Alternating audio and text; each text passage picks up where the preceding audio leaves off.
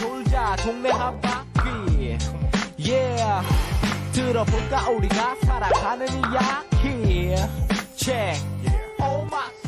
네, 요즘 정말 많은 분들이 내가 스마트폰을 너무 많이 쓰고 있는 게 아닌가 이런 고민과 함께 또 우리 아이에게 스마트폰을 너무 많이 보여주고 있는 거 아닌가 이런 걱정들을 한 번쯤은 다 해보셨을 것 같아요. 네, 그렇습니다. 이건 뭐 남녀노소를 가리지 않는 이야기인 것 같은데요. 자극적인 콘텐츠에 무방비하게 노출되는 문제들도 아주 커지고 있죠. 맞아요. 그래서 오늘은 스마트 쉼센터 기현옥 책임상담사 모시고 이 스마트폰 과의존에 대한 이야기들 나눠보겠습니다. 어서 오십시오. 안녕하세요. 네, 안녕하세요. 한국지능정보사회진흥원 디지털 과의존 대응팀의 기현옥 책임상담사입니다. 네, 팀 이름부터 디지털 과의존 대응팀입니다. 이 과의존이라는 말이 사실 조금 생소하기도 한데요. 이 스마트폰 과의존은 어떤 것이고 또 어느 정도가 스마트폰 과의존인지 지금 저도 스마트폰 과의존인지 좀 알고 싶거든요. 네네네네. 그 스마트폰 과의존이라고 말씀드릴 수 있는 거는 저희가 스마트폰을 과하게 의존해서 사용하고 있는 상태라고 생각을 하시면 되는데 네. 그게 조금 더 과해지면 머릿속에서 스마트폰을 내려놓고 싶지 않다. 계속해서 내 마음에서 스마트폰을 하고 싶은 충동이 일어난다. 근데 그럼에도 불구하고 나는 이거를 조절해서 사용을 잘하고 싶다는 생각은 다들 하고 계시거든요. 네. 근데 이용하는 조절을 실패하는 경험이 많아질수록 계속해서 나에게 문제적인 결과가 발생을 하게 되거든요. 네. 그게 심리적인 상태의 문제도 될 수 있고 신체적인 상태의 문제도 낳는 그런 상태를 스마트폰 과의존 상태라고 말씀드릴 수 있습니다. 그러면은 뭐 하루에 몇 시간 이상은 과의존입니다. 이렇게 정해지는 거는 또 아니라는 건가요?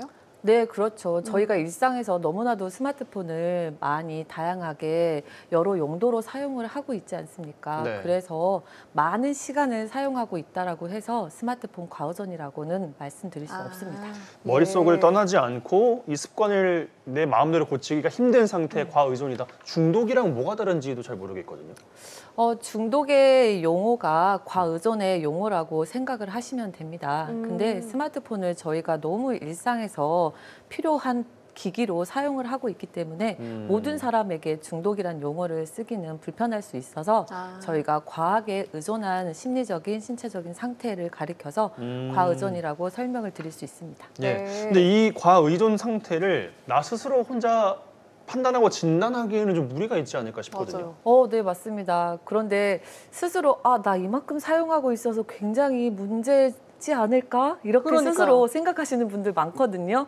근데 그렇게 인식이 되셨을 때 저희 스마트 쉼센터에 그 척도지가 있으니 객관적으로 본인의 스마트폰 과의존에 대한 그 점검을 한번 해보시는 걸 권해드리고 지금 싶습니다. 나오고 있는데 저게 지금 네네. 뭐 그렇지 않다, 그렇다, 매우 그렇다 체크를 하게 되는 거네요? 네네네네. 10개의 문항으로 저희가 만들어져 있고요. 이 척도지는 여기에서 나온 점수를 가지고 3가지로 구분이 됩니다. 예. 고위험 사용자군과 잠재적 위험 사용자군, 그리고 일반 사용자군으로 나뉘는데 거기에서 잠재적 위험 사용자군이나 고위험 사용자군으로 자기가 점수가 나왔다고 하면 그때는 조금 저희 이제 스마트 쉼센터의 도움을 받아보셨으면 좋겠습니다. 네, 저희도 한번 꼭 좀 해봐야 될 것 같은데 네. 이 과의존이 위험하다는 건 알고 있지만 실제로 이 스마트폰 과의존을 겪고 있는 사람의 비율은 어느 정도가 되는지 얼마나 많은지도 궁금하거든요. 네네, 저희가 매년 실태 조사를 하고 있어요. 그 21년도 스마트폰 과의존 실태 조사 결과에 따르면 스마트폰 과의존 위험군은 24.2%로 인구수 10명 중에 2~3명이 스마트폰 과의존이라고 보시면 되겠습니다. 저 척도에 의해서 네네. 고위험군 이상이다라고 나온 사람이 네네네. 10명 중에 한 2~3명 정도다? 네네네, 맞습니다. 실제로는 더 많을 수도 있다는 이런 이야기일 것 같은데 그렇죠. 원인을 꼽는다면 어떤 게 좀 있을까요? 이렇게 과의존되는 네, 원인이 네. 있다면? 다양한 원인에 의해서 스마트폰 과의존에 빠지게 되는데요. 이제 개인적인 이유가 가장 많다라고 영향을 미친다라고 네, 아무래도. 보시면 될 것 같아요. 그 중에서도 이제 꼽아서 말씀을 드릴 수 있는 게 2가지로 조금 얘기 드릴 수 있는데 하나는 이제 연령을 조금 보시면 좋을 것 같고 나머지 하나는 자기 조절력이라고 생각을 하시면 될 것 같습니다. 예. 네. 낮은 연령이라는 것은 아무래도 육아할 때 힘드니까 스마트폰을 의존해서 이제 좀 보여주게 하는 그런 걸 말씀하시는 거겠죠? 네, 뭐 이제 부모님들이 자녀를 양육할 때 스마트폰을 양육에 도움을 받는 그런 도구로 활용하시다 보니 밥 먹을 때 네네네. 뭐 보이게 한다든가. 네네. 예. 식당에서 많이들 보셨죠? 네, 저게 없으면 밥을 못 먹인대요. 네네, 그러니까요. 그렇게 베이비시터의 역할로 스마트폰을 활용하고 계시는 그 부모님들이 많은데 네. 한 가지 간과하고 계시는 게 그런 부모님들께서 낮은 연령일수록 스마트폰에 노출되면 문제가 굉장히 심각하게 남거든요. 후유증처럼. 그래서 그 2세 미만 같은 경우는 절대 스마트폰에 노출시키면 안 된다라고 절대? 네. 네네. 절대라는 말씀을 드리고 싶습니다. 네, 2세 미만에게는 절대 스마트폰에 노출되지 만 않도록. 2세인 건가요? 네, 맞습니다. 24개월? 네네. 네. 쉽지 않다고들 너무 많이 말씀을 해주셔가지고 네. 정말 어렵겠지만 다시 한번 절대 2세 미만은 안 된다는 점 다시 한번 말씀드리고요. 자, 그렇다면 이렇게 위험군에 속해 있는 이걸 약간 좀 위험군 환자라고 해야 될까요? 치료가 필요한 건가요, 이게? 네, 맞습니다. 치료가 꼭 필요하고요. 전문 기관의 전문가들의 도움을 받아서 이 부분을 극복할 수 있어야 된다라고 생각이 되어집니다. 뭐 가볍게는 심리 상담을 통해서 이 문제를 해결할 수도 있지만 네. 그렇지 않다라고 하시면 병원까지 연계돼서 꼭 치료를 받으셔야 한다고 봅니다. 예. 그러면 이제 속해 계신 스마트 쉼 센터 여러 가지 프로그램을 운영하실 텐데 어떤 네네. 도움을 좀 받을 수 있을까요? 우선은 스마트 심센터에는 예방에 초점을 굉장히 많이 두고 있어요. 네. 그래서 유아부터 고령층까지 이 스마트폰 과의존에 대한 예방 교육이 준비되어 있고요. 아까도 절대 안 되는 그 유아들을 대상으로 저희가 프로그램을 운영을 하고 있는 게 유아동 예술체험 공연, 인형극을 통해서 인형극? 네네, 유아들에게 조금 더 재미있고 친근하게 다가가기 위해서 준비되어 있거든요. 이런 것들을 활용하셔서 유아를 자녀로 둔 부모님들께서는 꼭 유아들에게 필요한 이 교육을 같이 보셨으면 좋겠습니다. 네, 스마트폰이 정말. 아닌 다른 재미난 것으로 좀 주의를 돌린다 뭐 이런 취지일까요? 그러면? 그렇죠. 대안 활동을 많이 찾아주는 게 대안 사실 활동. 대안 네네 활동. 도움이 된다라고 보시면 될 것 같아요. 예. 네. 저런 프로그램들은 유아 눈높이에 맞춘 프로그램인 것 같은데 사실 유아들은 그 스마트폰이 다들 부모님의 스마트폰이에요. 네, 맞아요. 그런데 더 큰 문제는 이제 스마트폰을 직접 내 거를 이용할 수 있는 청소년들이 아닐까 싶은데 네네. 10대 뭐 이런 학생들을 위한 그런 프로그램들도 운영을 하고 있나요? 네. 저희 이제 청소년들은 저희 스마트 심센터의 주 고객이라고 할 정도로 되게 그러니까요. 네, 많이 찾아오시는데요. 그 청소년들에게도 저희가 대안 활동으로 특히 4차 산업혁명 시대에 맞춰서 디지털 이런 교육을 조금 더 중점적으로 진행을 하고 있어요. 네. 네. 어떤 것들을 하고 있을까요? 우선은 그 스마트 ICT 진로 체험 교실을 운영해서 오저봇 코딩 교육과 AR, VR 체험형 교육을 KT IT 서포터즈와 협업하여서 실시하고 있습니다.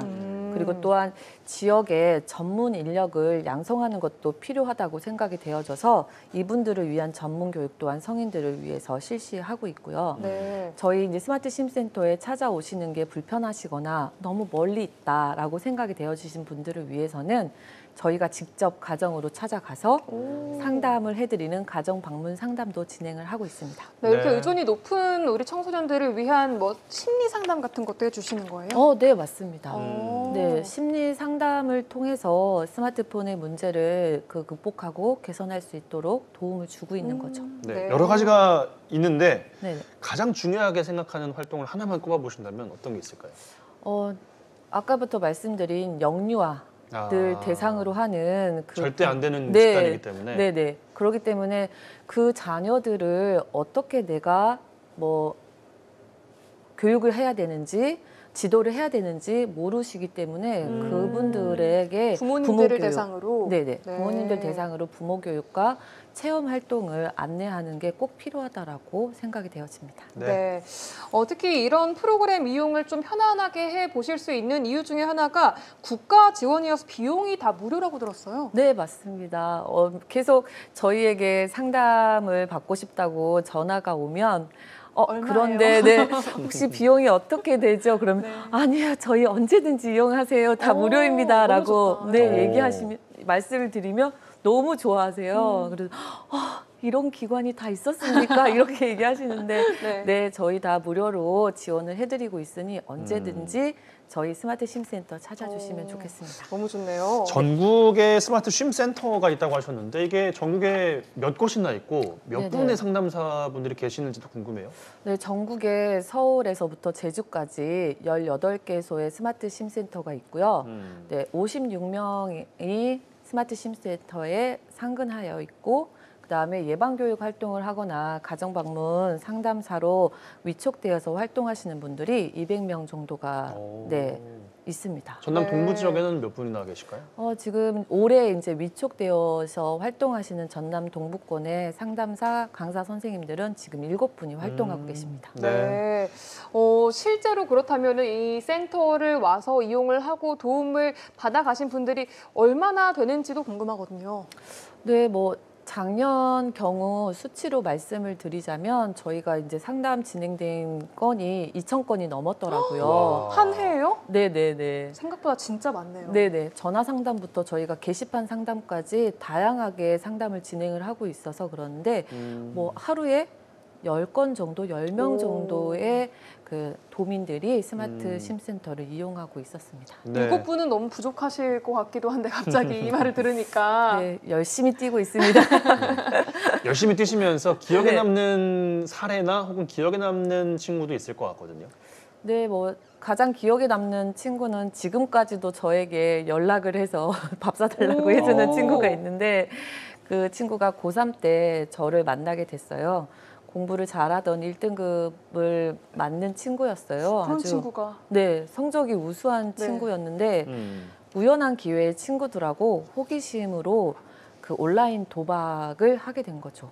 그래서 작은 금액을 그 온라인 도박에 배팅하고 큰 수익으로 자기에게 그 오는 경험을 하고 나서는 처음에 잃어야 되는데 그럴 때는. 네, 맞습니다. 그러니까요. 네, 성공하지 않아야 절대 도박에 빠지지 맞아요. 않습니다. 아유. 근데 성공한 경험을 계속해서 한 5번 정도 하다 보니 계속 아까 제가 말씀드렸잖아요. 과의존이라는 게 절대 머릿속에서 떠나지 않는다. 이 도박이 머릿속에서 떠나지 한 번도 미뤄둔 않아서 채로. 그렇죠. 선생님의 칠판에 글씨가 그 도박 사이트로만 보였다라고 아이고. 얘기할 정도로 굉장히 많이 빠져서 지냈는데 그 친구가 가장 기억에 남습니다. 예, 네. 알겠습니다. 참 아이들만큼이나 이 스마트폰 과의존에 빠지기 쉬운 청소년들의 경우에도 사실 이제 영유아의 경우에 부모의 역할 중요하다 말씀해 주셨는데 청소년의 경우도 부모 역할은 예외는 아닐 것 같습니다. 어떻습니까? 네, 뭐 청소년의 스마트폰 사용을 조절을 하기 위해 부모님들이 관리 감독한다라는 거는 굉장히 더 어렵습니다. 사실은 갈등이 분명히 일어나고요. 그러니까요. 근데 여기에서 부모님들이 꼭 기억을 해주셔야 되는 게 스마트폰 사용을 조절하는데 청소년들에게 도움을 주려면 그 청소년들의 지금 발달 특성을 꼭 이해를 하셔야 돼요. 네, 그래서 왜 저렇게 이야기를 하고 어떤 상태인지를 꼭 아셔야지만이 그 소통할 수가 있거든요. 그래서 먼저 스마트폰 사용을 조절을 부모님들이 관리 감독을 잘하고 싶으시면 자녀와 관계를 먼저 개선해야 된다라고 말씀드리고 있습니다. 네, 근본적인 문제를 또 마지막에 짚어주셨습니다. 예, 지금까지 스마트 쉼센터 기현옥 책임 상담사와 이야기 나눠봤고요. 많은 도움이 좀 되셨기를 바라겠습니다. 오늘 고맙습니다. 고맙습니다. 네, 감사합니다.